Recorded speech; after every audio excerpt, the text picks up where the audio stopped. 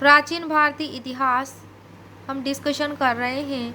One liner important facts. Magadh पहला राज्य था जिसने युद्ध में हाथियों का बड़े पैमाने पर प्रयोग किया था। कौन सा? मगध पहला राज्य था। मैत्रक वंश का शासन गुजरात में था। कहाँ पे था मैत्रक वंश का शासन? गुजरात में। और इस वंश का संस्थापक भट्टार्क था। कौन था?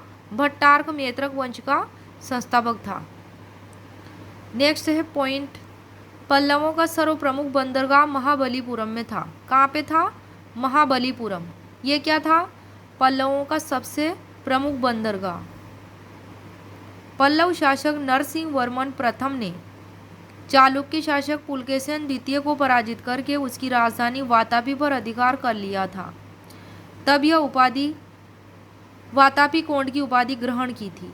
किसने? नरसिंह वर्मन प्रथम ने। जो पल्लव वंश का शासक था नरसिंह वर्मन प्रथम, उसने क्या किया था? चालुक्य शासक पुलकेशिन द्वितीय को पराजित कर दिया था।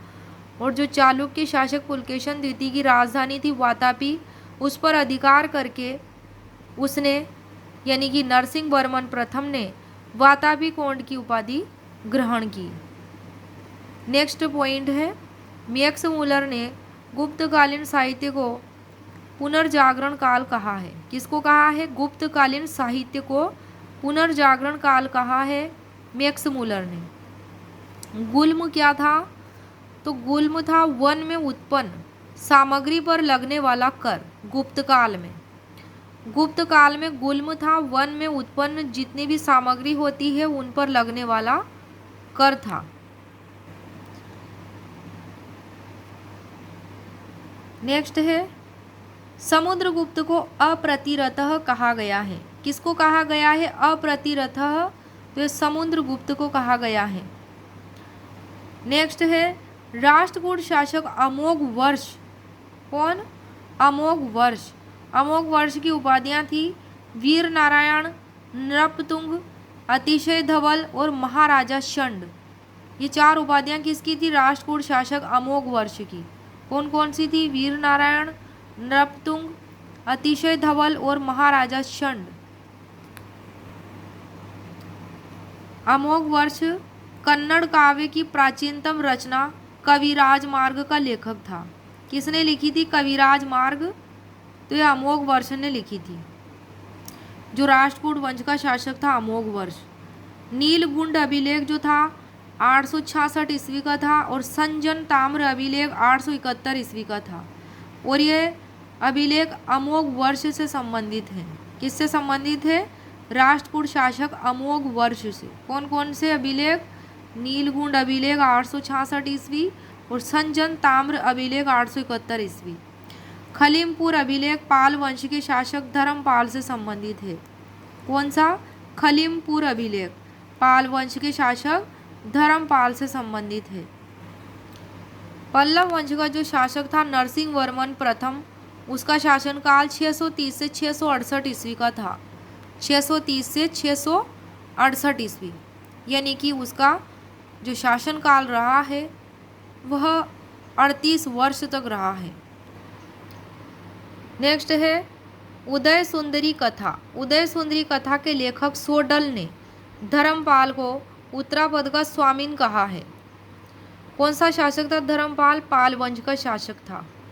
धर्मपाल का शासनकाल 770 से 810 ईस्वी तक यानी कि 40 वर्ष तक यह राजा रहा पाल वंश का धर्मपाल। उदय सुंदरी कथा का लेखक कौन था? सोडल था। कौन था? सोडल ने लिखी उदय सुंदरी कथा। और इस कथा में उदय सुंदरी कथा जो रचना है इसमें सोडल ने पाल वंश के शासक धर्मपाल को क्या कहा है? उत्तरापद का स्वामीन कहा है। नेक्स्ट है चंपू शैली में लिखी प्रयाग प्रशस्ति को काव्य कहा गया है। तो प्रयाग प्रशस्ति कौन सी शैली में लिखी गई? चंपू शैली में लिखी गई। कालिदास की रचना पहली रचना ऋतुसंहार है। कौन सी है? ऋतुसंहार।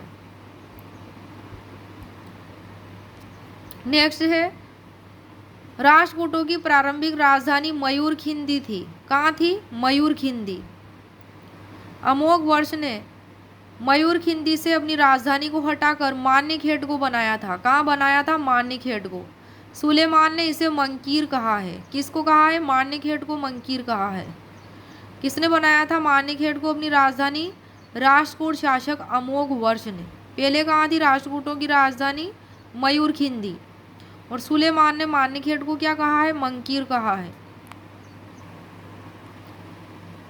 नेक्स्ट है, राष्ट्रकूट शासक अमोघ वर्ष प्रारंभ में लक्ष्मी भक्त था। लक्ष्मी जी का भक्त था। संजन अभिलेख से ज्ञात होता है कि एक बार अपने राज्य को महामारी से बचाने के लिए उसने अपनी अंगुली काट कर देवी को चढ़ा दिया था। किसने? अमोघ वर्ष ने। उसने जैन प्रश्नोत्तरी रत्नमालिका की रचना की थी। किसने की थी रत्नमालिका की रचना? अमोघ वर्ष ने। और फिर जैन सन्यासी हो गया था अमोघ वर्ष। अमोघ वर्ष शादवाद मत का समर्थक था। कौन से मत का समर्थक था? शादवाद मत का समर्थक था अमोघ वर्ष। बनवासी में जैन विहार का निर्माण करवाया था अमोघ वर्ष ने। किसने करवाया था? अमोघ वर्ष ने। कहाँ पे? बनवासी में जैन विहार का निर्माण। जैन संघ की स्थापना महावीर स्वामी ने पावा में की थी। कहाँ की थी जैन संघ की स्थापना? पावा में की थी महावीर स्वामी ने।